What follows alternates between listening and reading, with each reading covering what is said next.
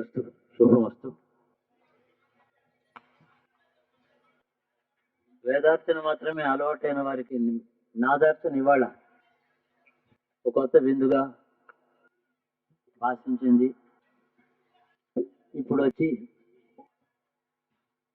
ఈ నాదార్చనలో పాల్గొన్న విద్వాంసులందరూ ఒక్కొక్కరు అద్భుతమైన కచేరీలు చేసి సన్మానాలు పొందడానికి అర్హులైనటువంటి విద్వాంసులందరూ ఒక చోట చేరితే మన దేశంలో ఉండేటువంటి కళల యొక్క వైభవం అంతా కూడా ఒక మూర్తి భావం పొంది ఒక చోట ప్రత్యక్షమైనట్టు ఒక అతీతమైన ఆనందాన్ని ఇస్తుంది. ఆ విద్వాంసులందరికీ కృతజ్ఞుడిని నేను నిమిత్త మాత్రంగా ఇక్కడ ఉండడం చేత వీరందరూ వచ్చారు. సంగీతం వేదంలోంచి వచ్చింది అని మామూలుగా అందరూ అంటూ ఉంటారు.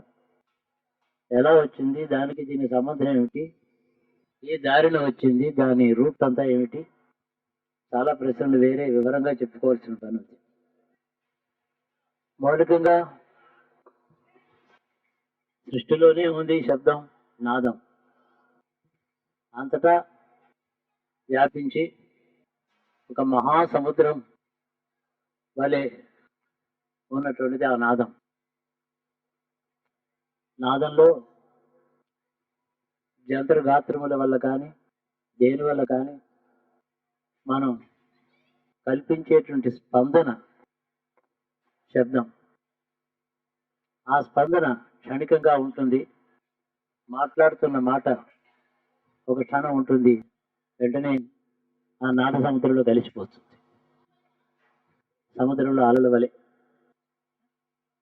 దానిని అంటే ప్రకృతిలోనే నాదం ఉన్నది. అంతేకాక స్వరములన్నీ కూడా ప్రకృతిలోనే ఉన్నాయి అని పెద్దలు చెప్తున్నారు. ఖడ్గం మయూరో వదతి వికకూచతి పంచమం ప్రజావికంత గాంధారం. ఇలాగ స్వరములు ప్రకృతిలో ఉన్నాయని చెప్తున్నారు. వాటిని తోటలో రకరకాల పూలన్నీ ఒక తోట చేర్చి మాల అందంగా కట్టినట్టుగా ఆ స్వరములను ఒక తోట చేర్చి వాటికి ఒక రూపము, వాటికి ఒక అర్థవంతమైనటువంటి మేళనము ఇవ్వడం పేరు సంగీతం. దానికి అలా ఇవ్వకపోతే తోటలో పూలన్నీ అక్కడే ఉంటే అవన్నీ కలిపి వాటికి ఒక రూపం ఉండదు. మాల గుర్చిన తర్వాత ఒక రూపం ఏర్పడు. ఈ విధంగా ప్రకృతిలో ఉండేటువంటివన్నీ తీసుకొచ్చి ఒక చోట చేర్చడం పేరు శాస్త్రము అని, కళ అని. వేదంలో 3 స్వరములు, తర్వాత వచ్చిన వాంగ్మయంలో 5 స్వరములు, శ్రావ్యత్వానికి 7 స్వరములు క్రమంగా ఒక పరిణామ దశకు వచ్చాయి. వేదం నుంచి ఈ సంగీతం వచ్చింది అనే మాటకు అర్థం చూసినట్టయితే, ఈ ప్రకృతిలో అంతటా వ్యాపించి ఉన్నటువంటి ఈ స్వరములను ఒక క్రమబద్ధం చేయడానికి శాస్త్రం పుట్టడం. ఈ శాస్త్రం అనేది ఉండాలి, అప్పుడు దీనికి ఒక నిజమైన గొప్ప రూపం వస్తుంది అనే విజ్ఞానం వేదం చెబుతుంది. వేదంలో ప్రకృతిలో ఉండేటువంటి స్వరములే పదములై స్వరంతో సహా ఉన్నప్పుడు అవి పలికినప్పుడు ఏదో ఒక అర్థం, సృష్టిలో ఉండే ఒక గొప్ప రహస్యం మనకి ద్యోతకం అవుతున్నట్టుగానే అలాంటి క్రమబద్ధం చేయడం అనేటటువంటి విజ్ఞానం వేదం మనకి చెప్పింది. ఆ విధంగా వేదంలోంచి సంగీతం వచ్చిందని నేను అర్థం చేసుకుంటున్నాను. ఇవి వేదమంతా కూడా ఈశ్వరుని ఏ విధంగా స్తోత్రం చేస్తున్నదో, మన సంగీతం అంతా కూడా కళలన్నీ కూడా ఈశ్వరార్పణ ఎందే అయినాయి. ఇంతమంది విద్వాంసులకి ఒకే క్రమశిక్షణ, ఒకే శాస్త్రము ఉండడం చేత ఎంతమంది పాడినా ఒకలాగే ముక్త కంఠంలో పాడినట్టుగా వినపడుతోంది. దానికి కారణం శాస్త్రం. అలాగే వేదం 100 మంది చదివినా ముక్త కంఠంతోనే వింటాం మనం. ఆ శాస్త్రము, ఆ స్వరము, ఉదాత్తానుదాత స్వరితములతో కూడుతున్న మంత్రోచ్చారణ అనే నిబంధన అందరికీ సామాన్యంగా ఉండడం చేత ఇది భారతీయ సంస్కృతిలో ఒక అద్భుతమైనటువంటి క్రమశిక్షణ నిబంధన. నాయందు ఎటువంటి ఆదర బుద్ధి స్నేహంతో ఈ విద్వాంసులందరూ నేడు ఇక్కడికి దయచేసి పాడినారో అట్లాంటి ఆదరము, స్నేహము, మమత మీ అందరిలో కూడా పరస్పరం ఉండాలని నేను కోరుతున్నాను.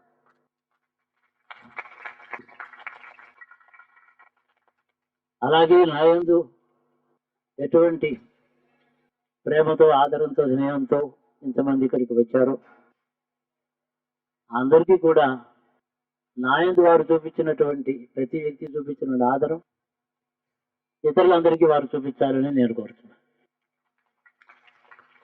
అప్పుడు ఒక అద్భుతమైనటువంటి శక్తి, సమైక్యత, సమతా భావన ఈ దేశాన్ని, సంస్కృతిని పరిపుష్టం చేస్తుంది. దానివల్ల మనకి ప్రపంచంలో మన దేశానికి, సంస్కృతికి ఆదరము, గౌరవం లభిస్తాయి. ఇంకొక అడుగు ముందుకు పెడితే ఈ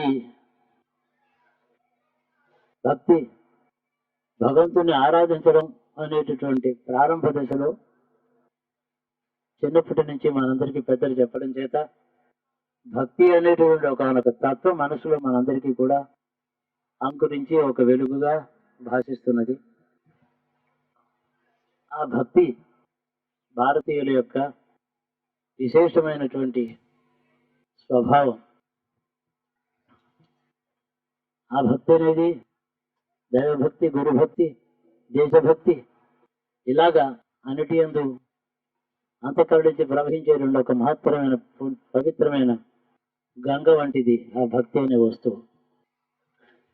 దానిని మరొక మాట పునరుద్ధరణ చేసుకుని గురువు, దైవము, శాస్త్రము, సంగీతాది కళలు ఎటువంటి భక్తి ఉన్నదో దేశం పైన కూడా అటువంటి భక్తి మనం అలవర్చుకున్నాడు.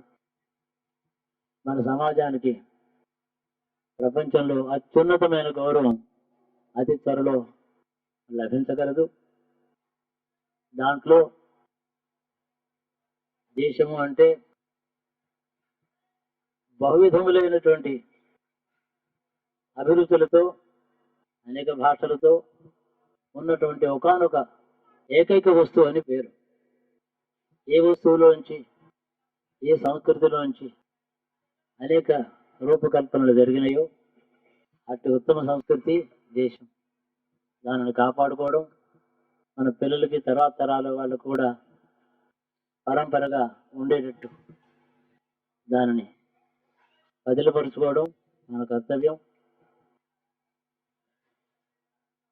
నిజంగా ఈ కలి ప్రభావం వల్ల, దేనివల్లైనా కావచ్చు, మనని పీడిస్తున్న అజ్ఞానము, అనైక్యత మొదలైనవన్నిటికీ కూడా ఒకటి ఔషధం మన సంస్కృతిని గుర్తు చేసుకోవడం, అందులో సమైక్యత సాధించడం. సంస్కృతిలోనే సమైక్యత ఉంది కానీ రాజకీయంలో లేదు, వ్యాపారంలో లేదు, ఆస్తులు పంచుకోవడంలో లేదు. సంస్కృతిలో మాత్రం మనం ఒక కుటుంబం. ఆ కృష్ణ భక్తి, ఆ రామభక్తి కేరళ నుంచి కేదారం దాకా వెళ్ళినా అవే కనపడడం, ఏమీ భేదం లేకుండా. మణిపురం వెళ్ళినా, కేరళ వెళ్ళినా, కేదారం వెళ్ళినా, ఏ దేశం ఏ మూలకు వెళ్ళినా అదే కృష్ణుడు, అదే రాధ, అదే భక్తి, ఆ భాగవతమే. సమైక్యతకి హేతువైనటువంటి మౌలిక శక్తి మనకి సంస్కృతి.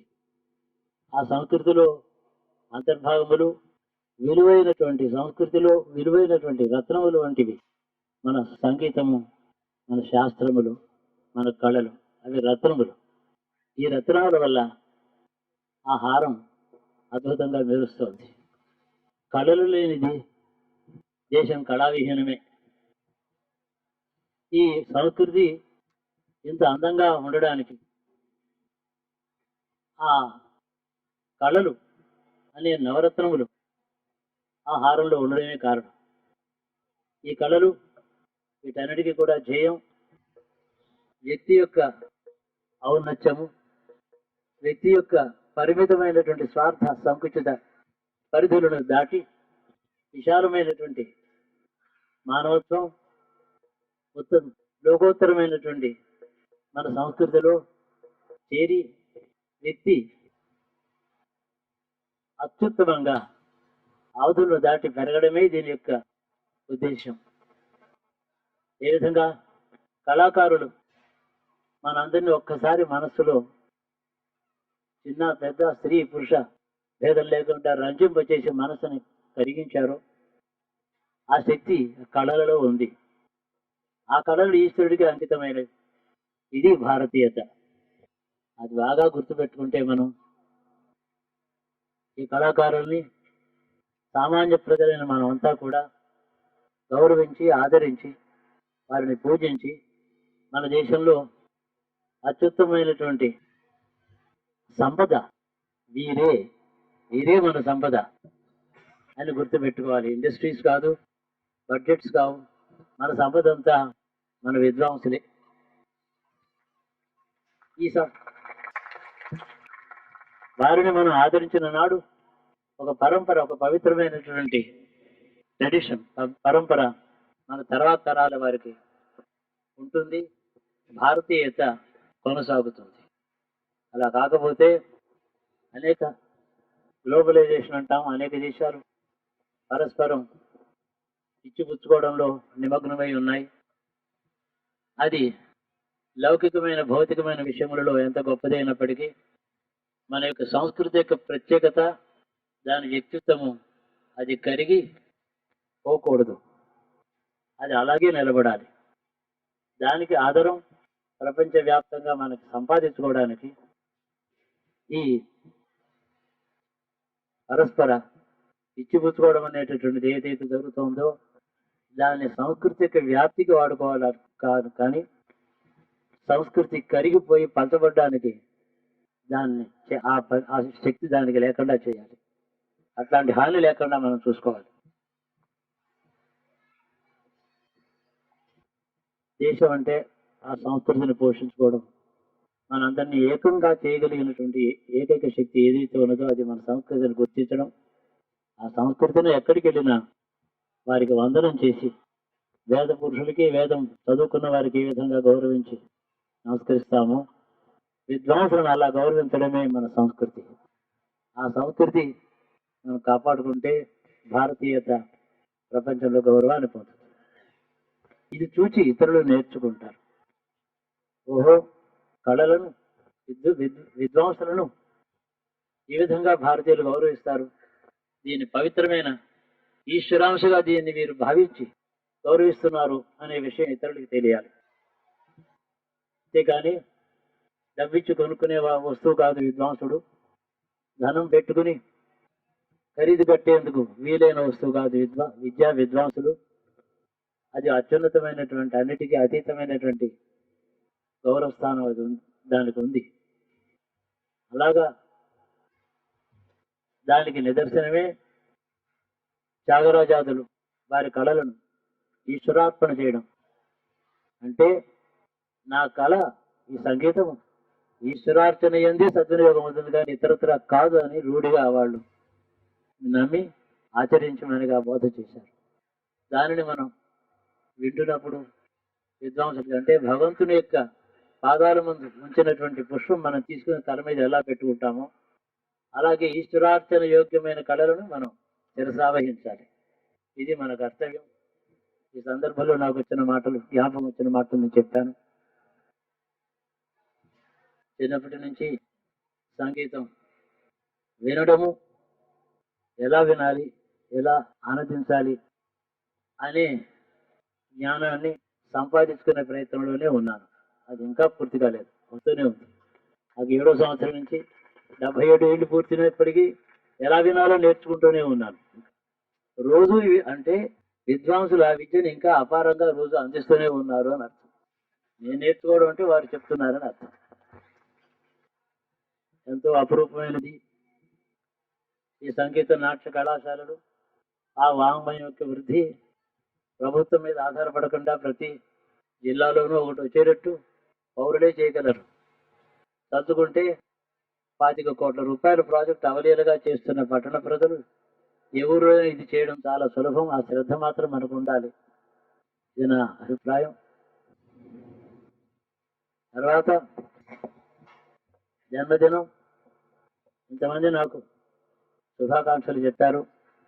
నేను వారికి ఇవ్వగలిగింది ఏముంది? నా వల్లనే నాకంటే ఎక్కువగా ఇంకా చిరంజీవులై నాకంటే వైభవంగా మీ జన్మదినములు గడపవలనని, మీ పరంపరలో మీ కొడుకులు, కూతుళ్ళు, మనవలు అందరూ కూడా అంత శుభాకాంక్షలు, ఇంతమంది నాకు లభించినంత శుభాకాంక్షలు అందరికీ మీకు లభించాలి. అట్టి అనుగ్రహం ఈశ్వరుడు నా యందు చూపాలి మీ కొరకై అని నేను ఈశ్వరుని వేడుకుంటున్నాను. అలా కాకపోతే నేను రుణగ్రస్తుని అవుతాను, తీసుకున్నవాడిని అవుతాను. ఇచ్చింది ఏమీ భౌతికంగా లేదు. వాచ హృదయపూర్వకంగా భగవంతుని ప్రార్థించడం అత్యుత్తమమైనటువంటి పునరార్చన అని నేను అనుకుంటాను. ఈ విధంగా అందరూ కలుసుకోవడానికి అవకాశం ఏ పేరైతే ఉంది, రామనవమి అయితే, అష్టమైతే, కృష్ణాష్టమి అయితే, దసరా పండుగ అయితే, మీరందరూ ఆదరించే ఒక వ్యక్తి యొక్క పుట్టిన రోజైతే మాకు చాలా నిమిత్త మాత్రం. అది కలుసుకోవడం ముఖ్యం, అవగాహన రావడం ముఖ్యం, ఒకరినొకరు ఆదరించుకోవడం ముఖ్యం. అందరి యందు ఒకే చోట ఒక భక్తి, ఒక ప్రేమ ఒక చోట రాశీభూతం కావడం అది ముఖ్యం. తద్వారా ఆ రసాన్ని అందరూ సమానంగా పంచుకోవడం ముఖ్యం. నేను నిన్న రాత్రి చెప్పినట్టు నా ధ్యేయం నా కుటుంబం అపారంగా వృద్ధి పొందాలని. అలాంటి సన్యాసం ఎలా తీసుకోగలుగుతాను? నాకు ఎన్ని లక్షల మంది అయినా కుటుంబం ఇంకా చాలదు. నా భావం కుటుంబం అంటే నేను ఆ కుటుంబంలో ఒక సీనియర్ మెంబర్ అయితే నా భావాలు, నా ఆశయాలు కుటుంబంలో అందరూ పాటిస్తారు. ఆ దేశభక్తి, ఆ సంస్కృతి శ్రద్ధ, పండితులని విద్వాసుని ఆదరించేటటువంటి వినయశీలత, ఇవన్నీ కనుక నా పెద్ద కుటుంబంలో కొన్ని లక్షల మందికి, వేల మందికి వస్తే అది నా జన్మకి సార్థక్యత. కానీ నాకు ఒకటి కనకాభిషేకం చేసిన నా పుట్టినరోజు సార్థక్యం కాదు, ఎందుకు పనికిరాదు. అది అయితే ఇచ్చిన వారికి తృప్తి, పుచ్చుకున్న వాడేమో రుణగ్రస్తుడు, అతనికి ఏమి అందులో ఆనందం ఉండదు. ఎంతో మంది పెద్దలు వచ్చారు, వారందరికీ మళ్ళీ పునః శుభాకాంక్షలు చెప్పుకుంటున్నాను. ఇలాగే మీరందరూ నా యందు చూపిన ఆదరం మీలో పరస్పరం ఒకరికొకరు చూపించుకోవాలని నేను అన్నప్పుడు ప్రతి వారి పుట్టినరోజుకి ఎంతమంది ప్రతి వారితోనూ కలవాల్సిందే అని నా ఆశ. ఎంత వీలవుతుందో అంత. ఆశించడానికి హద్దులు ఏమిటి? ఏమీ లేదు. ప్రార్థించడానికి హద్దులు ఉంటాయా? ఏమో ఇంతగా పెద్దది అడిగితే ఈశ్వరుడు ఇస్తాడో లేదో అంటే ఆయన కించపరచడమే. ఎంత చిన్నవాడైనా ఎంత పెద్ద కోరికైనా ఈశ్వరుని అడగవచ్చు. అది దాత యొక్క అంతస్తుని బట్టి ఉంటుంది. అది ఆ విధంగా మన భారతీయ పరంపరాభివృద్ధితో ఉండునుగాక. పరమేశ్వరానుగ్రహం మనందరి యందు, మనసులో శాంతి, ఆయుర్భాగ్యములు, కుటుంబ వృద్ధితో ఐహికమైనటువంటి సౌఖ్యములు సంపూర్ణంగా నెరవేరిన తర్వాతనే వైరాగ్యం వస్తుంది. కోరొద్దని చెప్పితే వైరాగ్యం రాదు, కోరిక తీర్చడం చేసిన వైరాగ్యం వస్తుంది నా నమ్మకం. అది ఆ విధంగా భగవంతుడిని నేను అందుకొరకే అర్చన చేసుకుంటూ నా పెద్ద కుటుంబం చల్లగా చూడు అని రోజు అడుగుతూ ఉండడం నాకు తృప్తిని ఇస్తోంది. అనేక విధములుగా భగవంతుడు ఆ ప్రార్థనని మన్నించి ఇస్తూనే ఉన్నాడు. ఏమంటే మన భూప్రజలందరూ కూడా కలిసి కొన్ని కోట్ల కోరికలు కోరినా భగవంతుడు ఇవ్వడానికి ఆయన ఖజానాలో ఖర్చు ఏమీ కాదు, ఆయనకి భారము కాదు, అశక్తత లేదు, అంత హృదయంలో సంకుచితత్వం లేదు.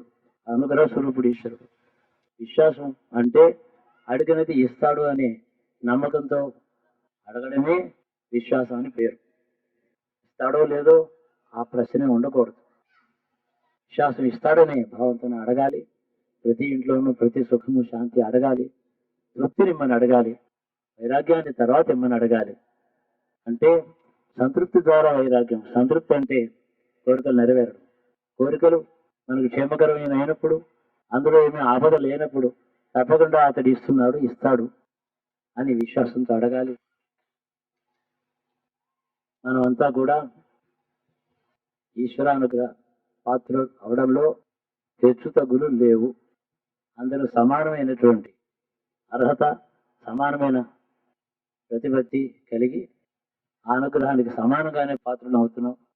ఏదైనా ప్రగాఢమైన విశ్వాసం. ఇందులో సందేహాలకి ఏమీ తావులేదు. మీ అందరికీ మరొక మాట శుభాకాంక్షలు చెప్తున్నాను, కృతజ్ఞత చెప్తున్నాను. విద్వాంసులకు ప్రత్యేకమైన కృతజ్ఞత చెప్తున్నాను. వారిని ఈ దేశం అందరూ కూడా అత్యధికంగా గౌరవించి ఆదరించరు గాక. వారికి ఎందుకంటే వారు నేర్చుకున్న విద్య మనం ఏదో చేస్తాం ఇస్తామనే ఆశతో నేర్చుకోలేదు. ఆ విద్య వారు దానికి అంకితం చేసుకున్నారు వారి జీవితాలు.